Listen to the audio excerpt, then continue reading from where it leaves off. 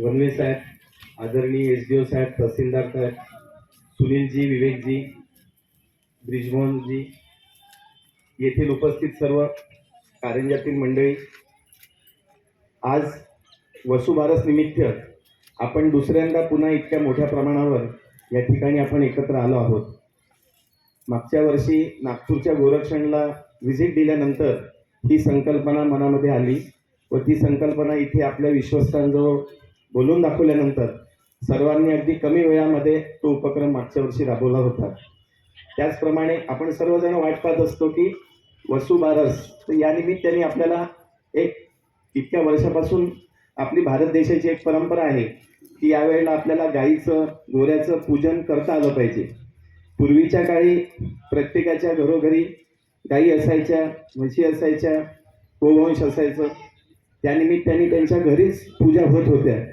पण सध्याच्या परिस्थितीत ते शक्य नाही.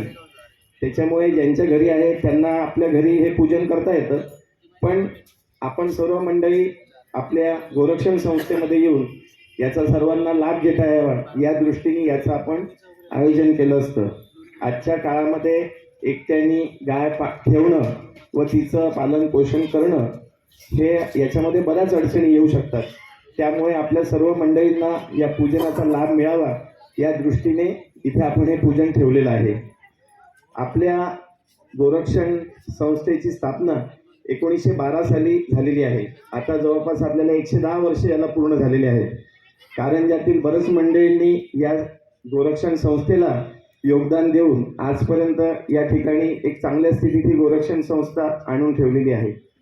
2020 साली आपल्या गोशाळेमध्ये 78 गोवंश होते.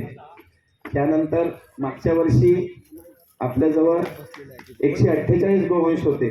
तर यावर्षी तीच संख्या 330च्या घरात गेलेली आहे.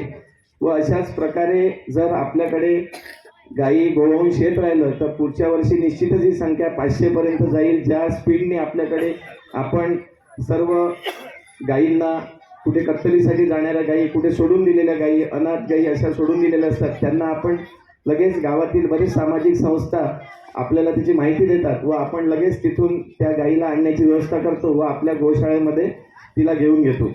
त्याचप्रमाणे आपल्याजवळ एकूण आता सध्याच्या परिस्थितीत 330 गोवंश आहे. आत्ताच नुकते कत्तलखान्यामधून एक 26 गायी आपल्या इथे आपण ठेवलेल्या व जवळपास 42 बैलांना सुद्धा आपण आपल्या इथे आणलेलं आहे. आपल्याला फलानामध्ये जवळपास आपले 330 गायी आहे व तिथे 200 गायींची व्यवस्था तिथे सध्या केलेली आहे. मागच्या वर्षी आपण तिथे शेड केलं एक जवळपास 150 गायींचं, त्याला आपल्याला एक 20 लाख रुपये खर्च आला. या ठिकाणी सुद्धा मागच्या वर्षी आपण 30 गायी इथे ठेवलेल्या होत्या, पण आता यावर्षी आपण इथे 130 गायींची व्यवस्था केलेली आहे. व हा जो परिसर आहे आपण इथे बसलेलो आहे, इथे जुनं विद्याभारती कॉलेज होतं, त्याच्यामुळे सर्वांना परिचित आहे. हा परिसर एकूण 7 एकरचा परिसर आहे. या ठिकाणी सुद्धा आपल्याला आता काही इथे टूर वगैरे लागलेली दिसते, पण भविष्यामध्ये आपला असा मानस आहे की हा परिसर गावातील मंडळींना या गोशाळेला व्हिजिट देता येईल, छोटे मोठे त्यांना इथे उपक्रम घेता येईल, कुठे वाढदिवस घेता येईल, एखादी मीटिंग घेता येईल, सभा घेता येईल, किंवा एक सहज सहलीला म्हणून आपण आलो त्या दृष्टीने इथे एक थोडंसं निसर्गरम्य परिसर आपण थोडंसं डेव्हलप करायचं इथे आपला मानस आहे. त्याचप्रमाणे गोमातेचं मंदिर सुद्धा आपण इथे घेणार आहे.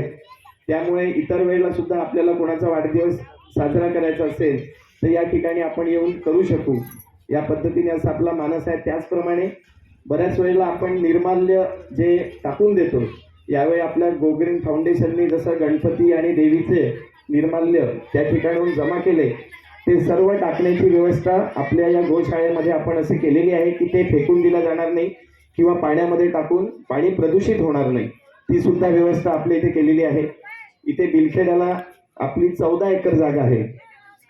त्या ठिकाणी सुद्धा आपल्याला एक गाईच्या गोमूत्रापासून, शेणापासून जे जीवन उपयोगी काही प्रॉडक्ट्स तयार करता येतील या दृष्टीने काही आपल्याला तिथे प्रोडक्शन करता येईल का या दृष्टीने आपण तिथे आपला पुढचा मानस आहे. एखादं रिसर्च सेंटर आपल्याला करता आलं तर ते सुद्धा आपण त्या ठिकाणी करू.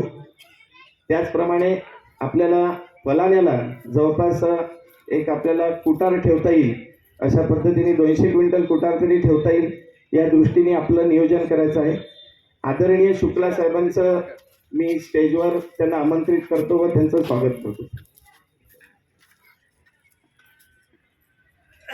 शिंदे साहेबांनी सुद्धा स्टेजवर यावं अशी मी त्यांना विनंती करतो.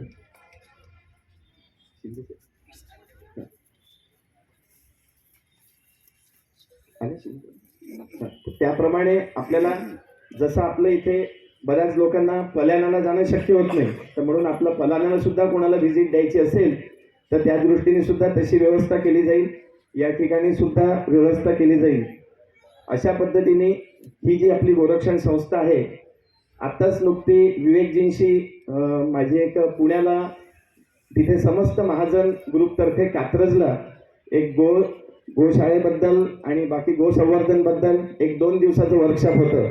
मी सुद्धा तिथे गेलो होतो व विवेकजींसोबत सुद्धा त्या ठिकाणी माझी भेट झाली. तिथूनही बरीचशी आपल्याला काही उपयुक्त माहिती मिळाली की जी आपल्या इथे आपण अंमलात आणू शकू. अशा पद्धतीने हा उपक्रम आपल्याला पुढे राबवायचा आहे. ही जी गोरक्षण संस्था आहे ही आपली सर्वांची आहे.